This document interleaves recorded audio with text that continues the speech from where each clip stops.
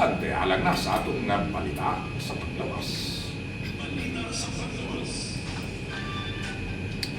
Sa detalye sa itong balita sa panglawas, mga kaigsunan, nabisan pa man sa klase-klaseng intervention sa mga local government unit para yung gihapon nga adunay kaso sa dengue sa tibok Pilipinas. Ganin yung pagbuhay pa lang, giniklara ang dengue outbreak dito sa Quezon City. Gumikan sa karong bulan na lang, napulo ang mga namatay. Kung siya ang mga namatay, nga kung diin kanaghanan ini ang mga minor de edad o adunay halos 1,800 ka mga kaso sa bulan sa Enero o Pebrero pa lang.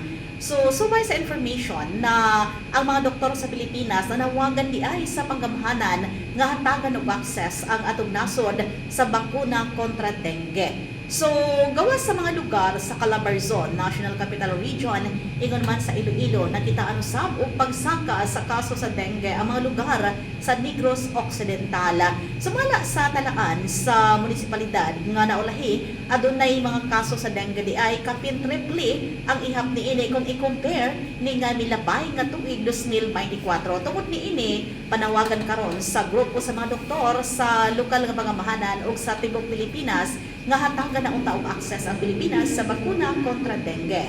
Sa wala pa ni Dr. Lulu Bravo, ang director sa Philippine Foundation for Vaccination, nga una matud pa nga nahatagan og access sa mga bakuna ang nasod sa Indonesia, Thailand o nasod sa Europa, Malaysia, ingon man ang Vietnam ning nakalabay nga tuig.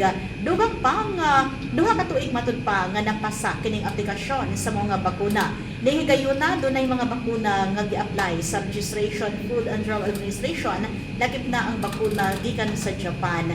Apan sumala pa sa Department of Health nga kuti manggod ang pamaagi sa Food and Drug Administration alang sa maong bakuna ning kasamtangan ang pagkamabinantayon lamang ang bugtong pamaagi aron malikayan kini maong sakit kining maong mga namok nga nagdala og dengue virus. Sumala mo usab sa PhilHealth nga adunay benefit package alang ni atong kinahanglang dalhon sa emergency tungod kay kining maong sakit, apan wala may kasiguraduhan kung pila gyud ang mahimong makuha sa maong package. Sumala po usab sa impormasyon dinhi sa atong lokal na pangamahanan pinaagi sa City Health Office nga aron makunhuran kini nga kaso sa dengue.